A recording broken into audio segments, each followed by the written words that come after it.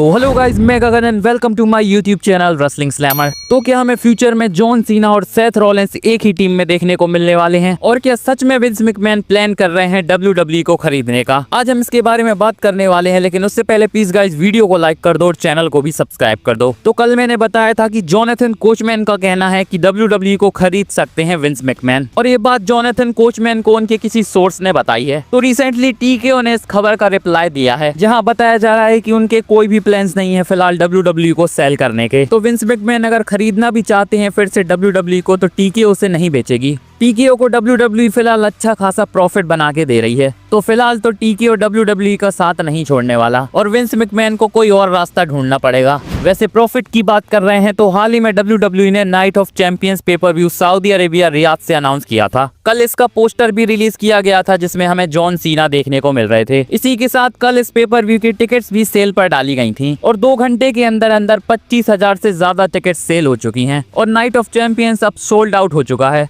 तो शायद Saudi Arabia का क्राउड कुछ ज्यादा ही एक्साइटेड है नाइट ऑफ चैंपियंस के लिए, जिसका एक रीजन शायद जॉन सीना भी हो सकते हैं। चलिए अब बात करते हैं रेसलमेनिया 42 की। तो कुछ टाइम पहले ही रिपोर्ट्स आई थी कि रेसलमेनिया 42 न्यू ऑरलिंस से कैंसिल हो चुकी है, और WWE के प्लान्स हैं कि फिर से इसे लॉस वेगस से ही करवाया जाए। लेकिन फिलहाल WWE ने अभी तक रेसलमेनिया 42 का वेन्यू अनाउंस किया नहीं है। इसके पीछे एक बड़ा रीजन सामने आ रहा है, और बताया जा रहा है कि रेसलमेनिया 42 को WWE एलिजेंट स्टेडियम से करवाना चाहती है, लेकिन एलिजेंट स्टेडियम पहले से ही बुक्ड है। जिस डेट पर WWE के प्लान हैं रेसलमेनिया को करवाने के, WWE का प्लान था रेसलमेनिया को 11 और 12 अप्रैल को करवाने का, लेकिन हो सकता है WWE से प्रीपोन या पोस्टपोन कर दे। देखते हैं WWE क्या प्लान करने वाली है। चलिए अब बात करते हैं ओस्का के बारे में। तो बहुत टाइम से ओस्का हमें WWE में देखने को नहीं मिल रही हैं, क्योंकि वो इंजरी से सफर कर रही थी। रेसलमेनिया से पहले रिपोर्ट्स आई थी कि ओस्का क्लियर हो चुकी हैं रिटर्न करने के लिए, और उनका रिटर्न हमें रेसलमेनिया के बाद होने वाली रॉ में देखने को मिल सकता है। लेकिन अब रेसलमेनिया को हुए 2 महीने हो चुके हैं, और ओस्का अभी भी गायब हैं। तो रेसलबोर्ड की रिपोर्ट के हिसाब से ओस्का पूरी तरह से क्लियर हो चुकी हैं, लेकिन फिलहाल उन्हें क्रिएटिव प्लान्स में नहीं रखा जा रहा है, और WWE करंटली उनका रिटर्न प्लान नहीं कर रही है। और बताया जा रहा है कि जब WWE को उनकी जरूरत होगी, उनका रिटर्न हमें कहीं भी देखने को मिल जाएगा। फिलहाल WWE का वुमेन्स डिवीजन बहुत ही स्टैक्ड होता जा रहा है, और WWE NXT से भी बहुत सारे सुपरस्टार्स को कॉल अप करने वाली है। हो सकता है एवोल्यूशन से पहले हमें ओस्का भी देखने को मिल जाए, क्योंकि वो एक बड़ी सुपरस्टार है, और WWE एक बड़ा मैच करा सकती है उनका एवोल्यूशन पेपर व्यू में।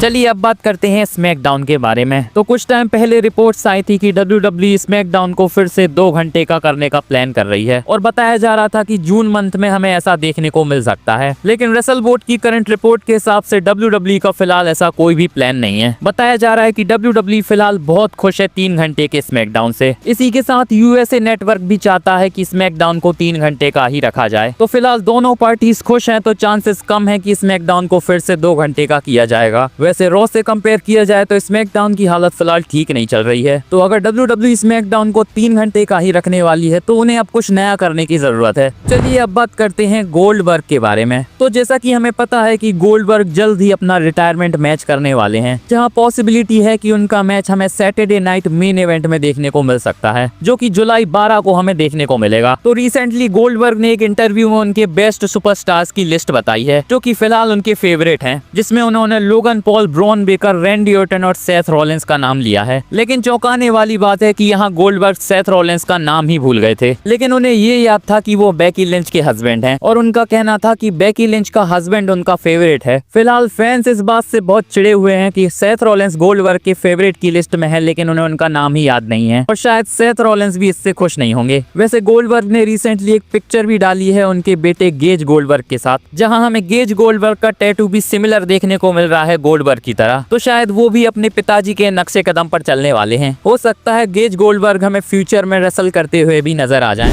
वैसे सेथ रॉलिंस भले ही गोल्डबर्ग से नाराज होंगे, लेकिन जॉन सीना से बड़े ही खुश हो रहे होंगे, क्योंकि जॉन सीना ने रिसेंटली अपने इंस्टाग्राम अकाउंट पर उनकी पिक्चर डाली है। कल सेथ रॉलिंस का बर्थडे था, तो शायद इसीलिए जॉन सीना का तरीका था ये उन्हें विश करने का। फिलहाल दोनों कैरेक्टर के हिसाब से हील हैं, तो भाई भाई ही हुए। वैसे चांसेस हैं कि एक बार हमें ये दोनों एक साथ आते हुए भी नजर आ सकते हैं। रिसेंटली सोशल मीडिया पर एक पिक्चर बहुत वायरल हो रही है वॉर गेम्स के मैच की, जहां हमें सेथ रॉलिंस की फैक्शन के साथ जॉन सीना भी देखने को मिल रहे हैं, और फिलहाल करंट सिचुएशन के हिसाब से इस मैच की पॉसिबिलिटी भी बहुत है।